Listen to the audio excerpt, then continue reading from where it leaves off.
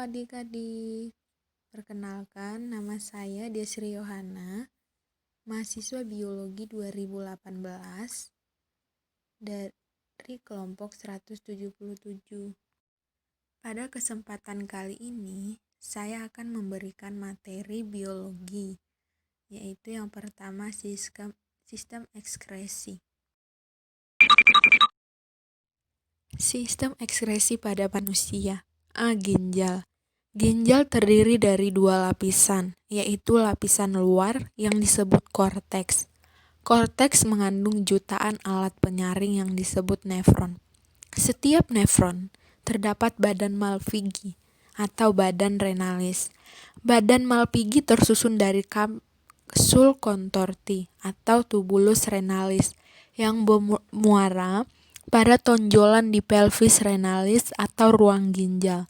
Tubulus renalis ada 3 macam, yaitu tubulus contortus proximal yang menyalurkan filtrat dari kapsul Bowman, lengkung Henle yang berupa saluran panjang menghujam ke bawah kemudian berbelok naik ke atas, dan tubulus contortus distal yang menyalurkan filtrat ke ductus collectivus.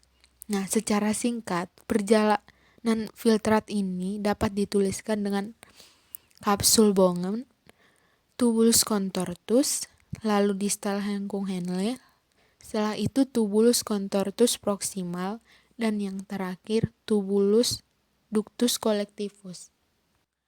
Proses pembentukan urin. Yang pertama filtrasi, reabsorpsi, sama augmentasi. Nah, di sini ada yang pertama filtrasi di glomerulus. Proses yang terjadi, darah mengalir masuk ke glomerulus, darah mengalami proses filtrasi. Yang kedua, reabsorpsi di tubulus. Terjadi difusi dan transfer aktif molekul-molekul dari tubulus contortus proximal ke darah. Sekresi di tubulus. Terjadi transfer aktif molekul-molekul dari darah ke tubulus contortus distal. Reabsorpsi air. Terjadi reabsorpsi di sepanjang tubulus terutama di ductus collectivus. Ekskresi. Terbentuk urin yang sesungguhnya. Gangguan pada sistem ekskresi manusia. Diabetes insipidus, yaitu penyakit pilulusan atau banyak kencing yang terjadi akibat kekurangan hormon ADH. B. Diabetes mellitus, yaitu penyakit yang ditandai dengan tingginya kadar glukosa di dalam darah, sehingga urin yang dihasilkan masih mengandung glukosa. C. Nefritis, yaitu rusaknya ginjal pada glomerulus akibat infeksi bakteri Streptococcus. D. Albuminuria, yaitu penyakit yang ditandai dengan adanya protein dan albumin di dalam urin akibat kerusakan glomerulus. Batu ginjal, yaitu suatu endapan kalsium di dalam rongga ginjal saluran ginjal atau kandung kemih. Gagal ginjal, yaitu kegagalan suatu ginjal dalam menjalankan fungsinya.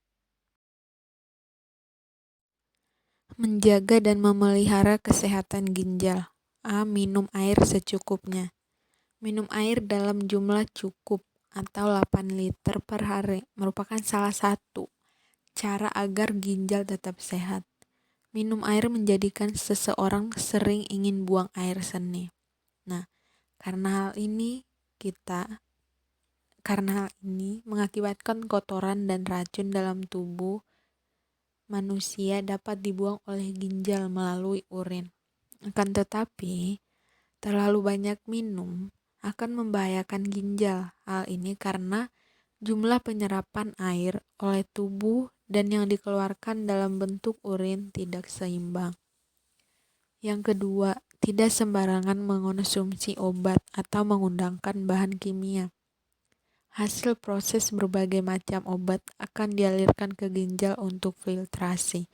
Beberapa antibiotik dan anti nyeri Jika dikonsumsi tanpa anjuran dan dosis dari dokter, dapat merusak ginjal. Oleh karena itu, sebaiknya penggunaan obat harus dikonsultasikan kepada dokter terlebih dahulu. B. Kulit.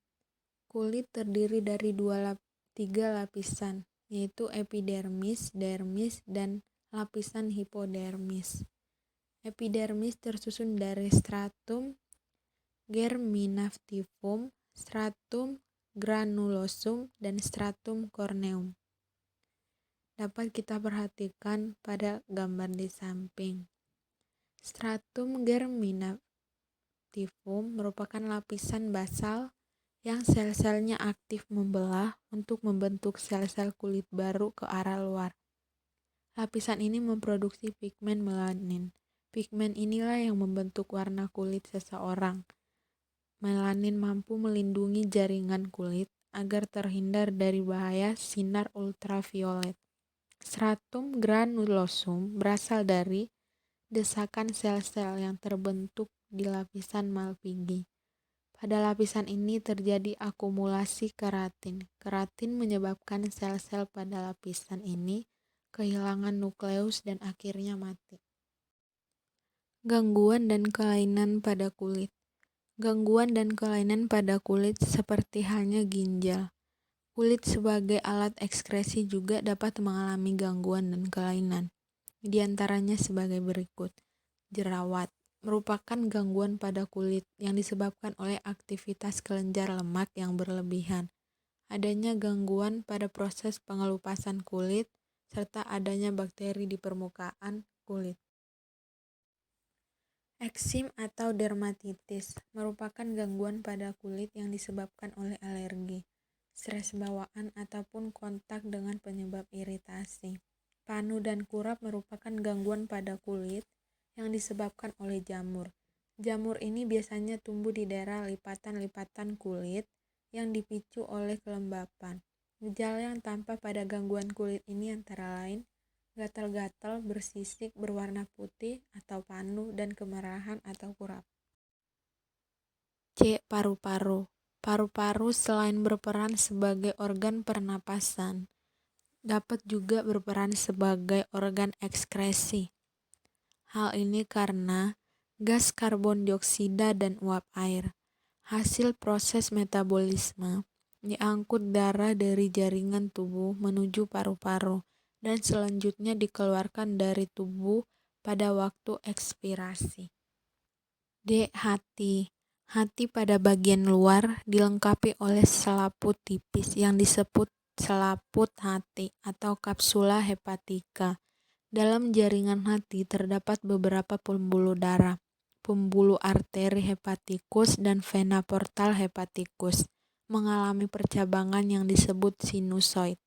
Sinusoid pada vena portal hepatikus akan membentuk vena. Jaringan hati ini tersusun oleh sel-sel hati yang disebut hepatosit. Antara lapisan hepatosit dipisahkan oleh lakuna, sedang antara hepatosit satu dengan yang lain dipisahkan oleh kanalikuli, yang merupakan tempat dihasilkannya empedu. Kanalikuli ini kemudian bergabung membentuk pembuluh empedu yang berfungsi mengangkut cairan empedu menuju kantong empedu.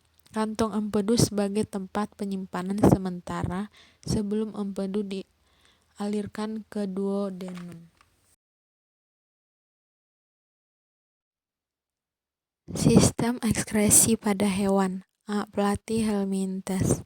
Alat ekskresi platyhelminthes seperti pada planaria berupa sel-sel berambut getar.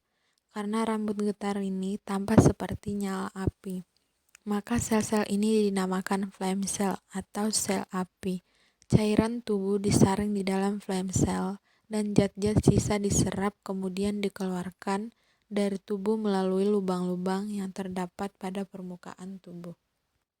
B. Annelida. Annelida sudah mempunyai alat ekskresi khusus, yaitu berupa nefridia yang terdapat pada setiap segmen tubuh. Pada setiap segmen terdapat sepasang nefridia. Nefridia ini dilengkapi dengan corong terbuka dan bersilia yang disebut nefrostom yang terdapat pada setiap sekat pemisah segmen.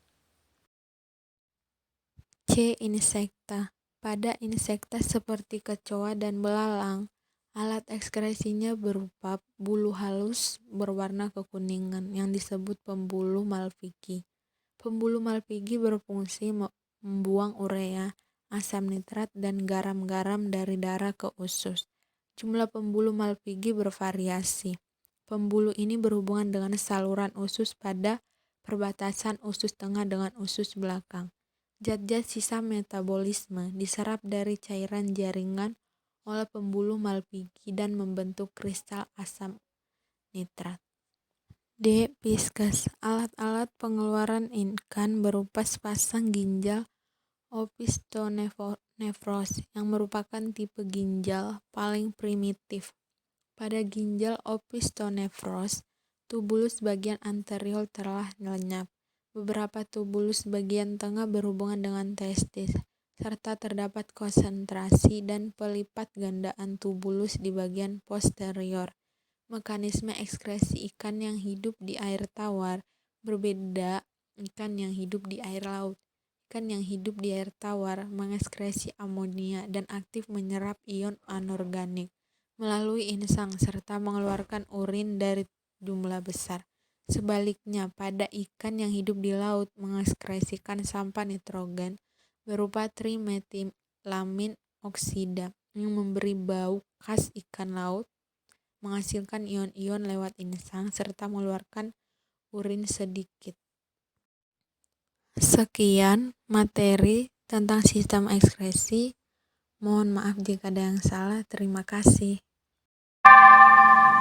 Saatnya istirahat. It's time to have break.